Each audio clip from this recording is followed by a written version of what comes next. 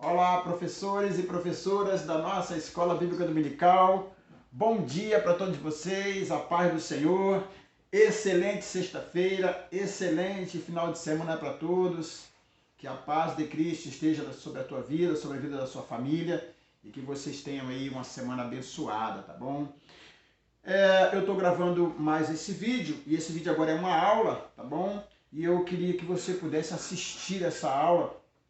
Vamos tentar aí trabalhar dentro da lição e vai servir de base, subsídio para aquilo que o Senhor certamente vai acrescentar ao teu coração.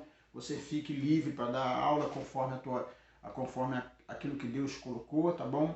Só dando atenção para aquela diretriz que foi gravada o vídeo anterior, que certamente você já viu. Então, que você possa, dentro dessas diretrizes, desenvolver aquilo que o Senhor chamou dentro do reino de Deus para você executar, tá bom? Então vamos lá. Pega sua revistinha aqui, certo? Eu já orei, já fiz a minha parte. Certamente você na sua aula, na preparação da aula, você também fará o mesmo. E sempre é bom que faça isso, tá, meus irmãos e irmãs? Para que você possa depender sempre do Espírito de Deus. Eu faço isso e eu me sinto muito bem dessa forma. E deve ser assim, porque tudo o que vai ser dito, tudo o que vai ser ensinado, seja do trono da graça do Senhor, tá bom? Bom, nós vamos iniciar então essa aula, que é a aula do dia 15/10. E essa aula vai se iniciar na página 7 da nossa revista, tá certo? Na página 7. Na letra B, quando está escrito lá, revela a influência do cristão. Só para que a gente pegue, né? Só para que você pegue e nós peguemos o fio da meada, nós estamos vendo sobre o ponto a relevância do sermão no contexto atual. A relevância do Sermão do Monte no contexto da nossa vida atual. É o que eu falei na aula de ontem, né? Na aula não, na diretriz que eu mandei para vocês ontem no vídeo. Não adianta a gente ver o contexto geral, mas seria muito bom que nós personalizássemos a nossa aula e essa relevância, ou seja, a importância do Sermão do Monte para o nosso contexto de vida, para o contexto onde nós estamos inseridos. E a pergunta que foi feita, eu não sei se vocês fizeram essa pergunta, mas se não fizeram, ainda há tempo de fazer nessa próxima aula, perguntar aos seus alunos e a partir de nós, tá bom? Perguntar para nós mesmos qual é a importância do Sermão do Monte para a minha vida. Qual é a importância dele e o que eu faço dessa relevância desse sermão para o meu cotidiano de vida, para o meu contexto de vida atual. E aí você pode ampliar para os seus alunos e perguntar a eles se os padrões do Sermão do Monte são aplicáveis nas nossas vidas, no contexto da nossa família, no contexto da nossa vida social e da nossa vida espiritual. Certamente, irmãos, essa é uma pergunta fundamental, porque é dessa pergunta que é a raiz de tudo mais que nós vamos estudar, ok? Nós estamos estudando aqui sobre o Sermão do Monte e as bem-aventuranças. Se nós não construirmos na mentalidade dos nossos alunos e inclusive em nós, se não construirmos uma resposta sincera e uma resposta baseada na realidade dos nossos fatos, o restante das aulas será mera expectação, mera participação sem nenhum efeito prático. Porque se o Sermão do Monte na minha vida não tem importância, se no Sermão do Monte, se na minha vida, né, eu não consigo aplicar o Sermão do Monte, eu não quero, né, eu entendo que é uma utopia, eu entendo que o Sermão do Monte está fora de moda, e eu não vou aplicar esse sermão porque isso é do passado, ou porque isso é algo que Jesus falou e que ninguém vai cumprir, então se ninguém vai cumprir, eu também não vou cumprir. Se eu tenho essa consciência, então é inútil nós continuarmos estudando o Sermão do Monte, é inútil continuarmos ouvindo a voz de Deus nesse chamado aos discípulos de Cristo. E aí cabe a nós, inclusive, perguntar se realmente somos discípulos de Cristo ou estamos aqui fazendo um mero teatro. Isso aqui é muito importante. Eu gostaria que você desse essa aula para os seus alunos, porque isso aqui é raiz, tá bom? Dependendo da consciência que eles têm da relevância do Sermão do Monte na vida deles, também como é na nossa, e se é que é relevante para nós, isso tudo faz um efeito muito devastador se a resposta for negativa. Então eu quero que vocês possam expressar isso para os seus alunos e levá-los à consciência de que o Sermão do Monte tem muita relevância.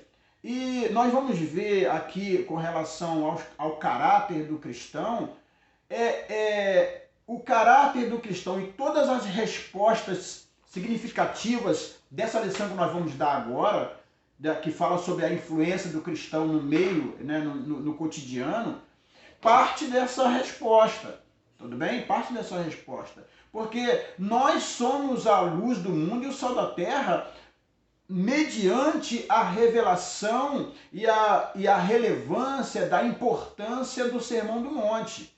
Se eu não vou obedecer aos ensinos de Cristo, se eu não estou disposto a obedecer aquilo que o Mestre mandou que eu fizesse, então eu não posso ser discípulo de Cristo e, consequentemente, eu não sou parte da igreja. Eu não sou parte da igreja. Então também eu não sou luz do mundo, eu não sou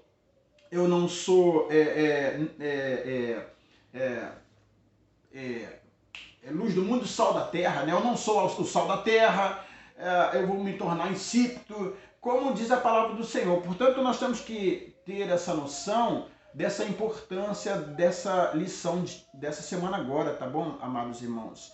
É por isso que eu peço a vocês para chamarem essa lição para vocês, assim como eu chamo para mim, e para os nossos alunos, porque essa lição agora é a base fundamental de tudo mais que nós vamos estudar lá para frente, ok? Então vamos lá. Nessa relevância, nessa importância do Sermão do Monte para o nosso contexto atual, para o meu, para o seu, para os nossos alunos, para o contexto atual da nossa igreja, da nossa membresia, nós estudamos na aula passada, né, que esse Sermão do Monte ele é relevante porque ele revela o caráter do cristão. E aí certamente você já deve ter lido com seus alunos. Se não leu, por favor, amados, eu quero pedir a muita atenção de vocês. O que está em negrito, né, as referências bíblicas, você precisa, é necessário que você, na aula, leia com os seus alunos, bem devagar, uma leitura muito bem feita, de forma muito eloquente, de forma muito inteligível, porque isso é fundamental. Nós estamos estudando a palavra de Deus. Então, não passe desses textos, e pelo amor de Deus, se você vai dar uma aula e você passa por cima dos textos bíblicos, você não está dando uma aula bíblica. Você está dando uma aula de outras experiências, mas não das Escrituras. E nós estamos estudando a escola bíblica dominical. Então, meus amados, eu faço um apelo para vocês. Não deixem de ler as Escrituras em todos os textos de referência da revista. Por duas razões muito simples. A primeira é que os seus alunos não leem Bíblia. Pode acreditar nisso, a maioria. Coloco aí 80% dos seus alunos não leem Bíblia, a não ser na igreja. Quando a gente lê aquela devocionalzinha lá, você acredite nisso, isso é uma verdade. O segundo fato, irmãos, é que nós temos que, nessa referência, nós temos que balizar a nossa aula nas Escrituras. E é um modo de você testificar disso lendo a palavra do Senhor com os seus alunos. Então, Certamente você já leu, né? Se você não leu, você precisa fazer isso, ok? Na letra A da aula passada, que revela o caráter do cristão, e foi lido do Mateus 5, de 13 a 12, essa passagem de Mateus capítulo 5, do verso 13 a 12, vai revelar de fato o caráter do cristão. Porque o caráter do cristão, caráter é aquilo que você age, né? É o seu agir naquela circunstância. O caráter é algo que você externa dentro das circunstâncias em que você se encontra. E aqui no capítulo 5, né, do versos 3 em diante, que revela o caráter, o que significa? Bem-aventurado os pobres de espírito, ou seja, revela a minha miséria espiritual diante de Deus, revela o quanto eu sou miserável, o quanto eu dependo de Deus, o quanto eu dependo do Espírito Santo. Irmãos, a Bíblia vai dizer que não é por força e não é por violência, mas é pelo meu Espírito, diz o Senhor. Homem nenhum pode confiar na sua própria sabedoria, homem nenhum pode confiar no seu próprio braço. Então, nós precisamos entender que a primeira revelação das Escrituras no Sermão do Monte, quando Jesus vai começar a dar lição, ele vai revelar esse caráter nosso, um caráter de miserável espiritualmente, ou seja, diante de Deus nós dependemos plenamente do Espírito de Deus, nós dependemos plenamente da ação do Senhor, porque em nós não há nada de bom que podemos oferecer ao Senhor que não seja dele mesmo. É ele que envia o seu Espírito para nos tornar um pouco melhores, porque a nossa natureza humana ela é devastadora e você sabe disso e eu também sei disso.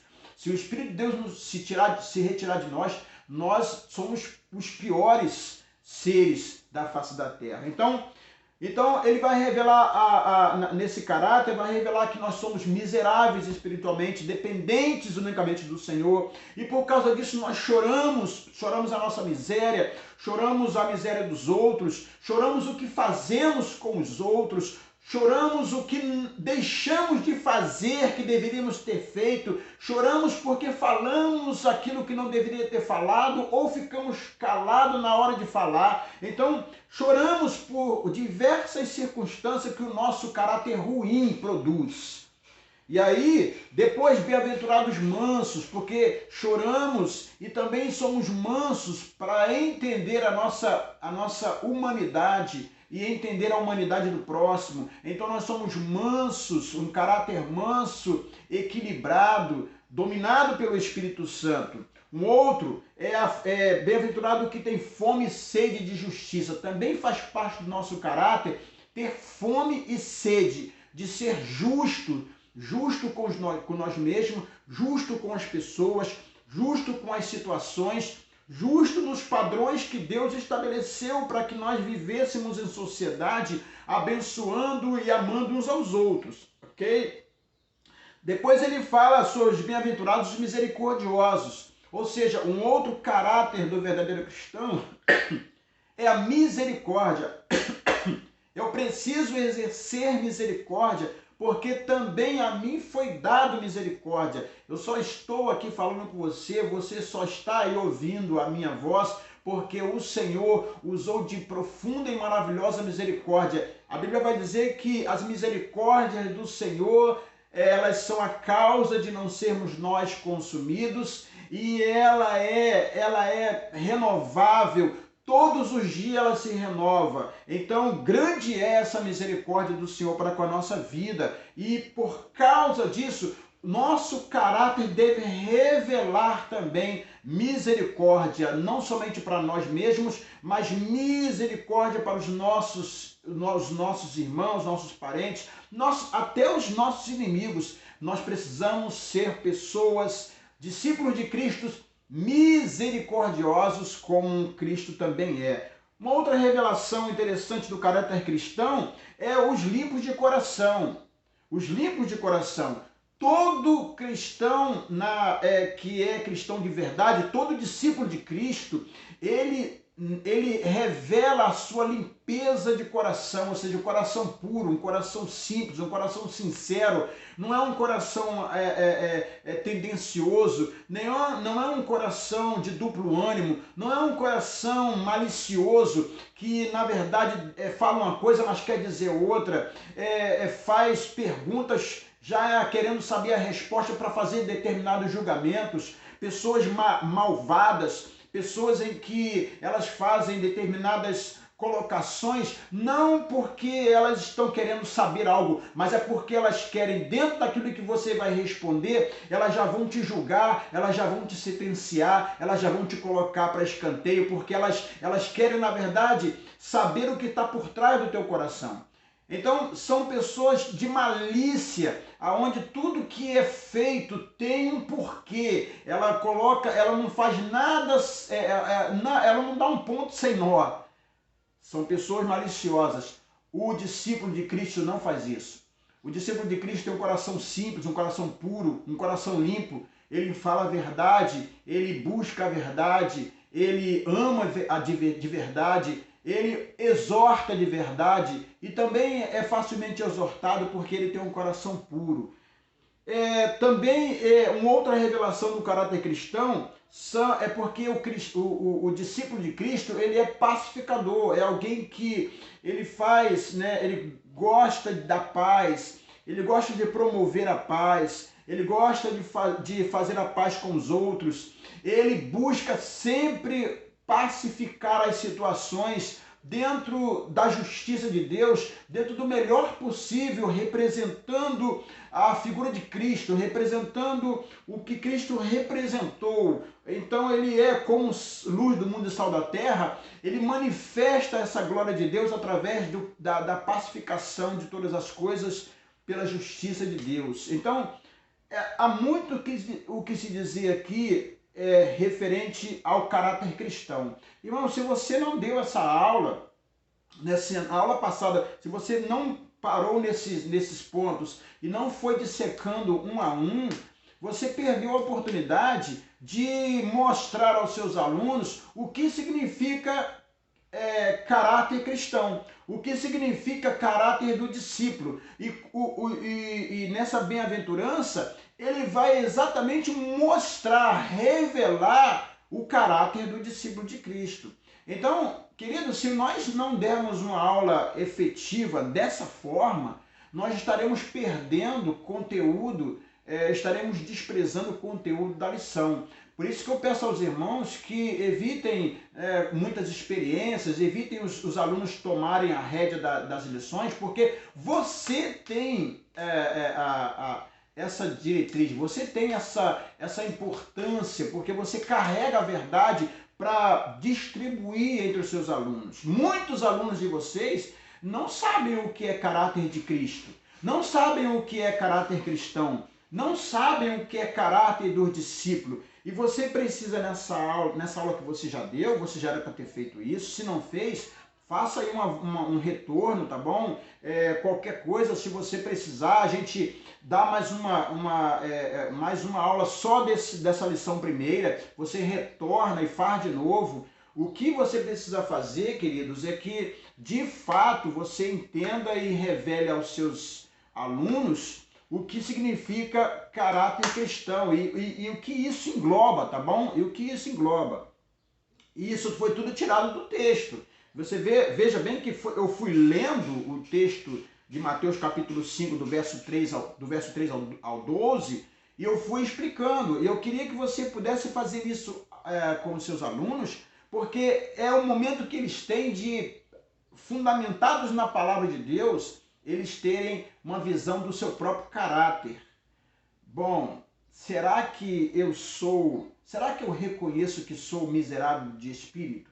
Será que eu reconheço que eu sou completamente dependente do Espírito de Deus e das coisas de Deus? Será que por causa desse reconhecimento eu choro pelas minhas mazelas e eu choro pelo que eu mesmo pratiquei no meu cotidiano de vida?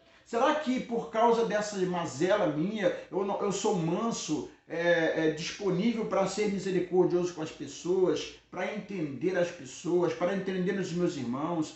Eu sou manso para conduzir a minha vida em mansidão, porque eu reconheço que eu sou um miserável pecador. Então, irmãos, essa lição é riquíssima dentro dessa questão de trazermos para nós essa realidade da bem-aventurança. Se você não fizer isso, você vai estar passando direto de pontos fundamentais que vão transformar a vida de cada um de nós. Cada um dos alunos da nossa igreja, nós precisamos ter essa consciência juntos, tá bom? Num só corpo, ter essa consciência da revelação do nosso caráter como discípulo de Cristo. E a nossa igreja, né, como corpo só, ela deve revelar esse caráter. Todos nós devemos entender que somos miseráveis espiritualmente, todos nós devemos entender que devemos chorar por causa disso, e todos nós devemos ser mansos por causa dessas coisas e ser misericordioso. Olha que quanta coisa você precisa fazer aí na sua aula, tá bom?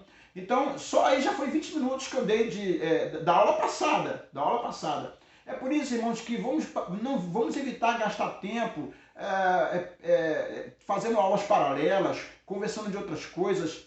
A revista está muito profunda nesses aspectos. Nós precisamos extrair o máximo para levar os nossos alunos a uma mudança radical na sua vida, na essência do seu ser, tá bom? Nós estamos mexendo na profundidade do ser. Entenda, irmãos, é por isso que eu tenho que você tem que entender que, como professores que somos, nós estamos mexendo no interior das pessoas. E se nós não aprofundarmos isso, estaremos perdendo uma grande oportunidade a partir de nós, tá bom? A partir de nós. Não sejamos nós hipócritas de não reconhecer essas coisas, né? Que nós precisamos passar primeiro pela lição e depois ensinarmos os nossos alunos, tá bom? Então vamos lá. Aí a lição dessa semana, ela vai falar também sobre a relevância do Sermão do Monte, e ela fala sobre essa relevância do Sermão do Monte, ela revela a influência do cristão, ou seja, é o nosso testemunho prático, é o nosso testemunho de vida. E aí Jesus vai falar sobre isso a partir do verso 13 do capítulo 5. Aí você vai lá com seus alunos e você vai ler Mateus capítulo 5, do verso 13 ao verso 16, tá bom? E aí eu vou ler com você aqui, só para você poder entender como é que é. Jesus vai dizer assim, olha, vós sois o sal da terra, e se o sal for insípido, com que há de salgar? Para nada mais presta, senão para ser lançado fora e ser pisado pelos homens. Então você tem que falar para os seus alunos que há uma relevância no Sermão do Monte, porque Jesus vai nos dizer que nós, como discípulos de Cristo, somos o sal dessa terra. E aí você precisa trazer para os seus alunos o que significa isso. O que significa ser sal da terra? Irmãos, o sal, ele primeiro é um elemento conservador. É um elemento em que você, colocando ele no lugar, ele evita que a podridão tome conta. Então nós somos, como discípulos de Cristo, como igreja do Senhor, discípulo de Cristo, nós somos aqueles elementos que evitam que o mundo se apodreça de uma vez. Porque nós estamos inseridos na sociedade para travar a podridão. Ou seja, a partir de nós, a partir das nossas ações, a partir daquilo que somos como sal da terra, nós devemos barrar a podridão, as trevas desse mundo, elas são barradas a partir de nós. Dentro do nosso cotidiano de vida, dentro do nosso círculo de amizade, no nosso círculo profissional, dentro da igreja, dentro daquilo onde somos, aonde estamos inseridos, nós precisamos evitar que a podridão cresça. Então nós somos aqueles que vai dar a orientação certa, que vai dar a palavra certa, que vai testemunhar o que é certo, que vai falar a verdade, para evitar que o mal cresça. Que o mal cresça. Uma outra questão com relação ao sal é que o sal é um elemento que ninguém dá valor para ele. Você pode acreditar, você vai aí qualquer lugar que você for comer, ninguém elogia o sal. Mas se a comida tiver sem sal, ela fica horrível. Ninguém consegue comer direito, fica sem gosto.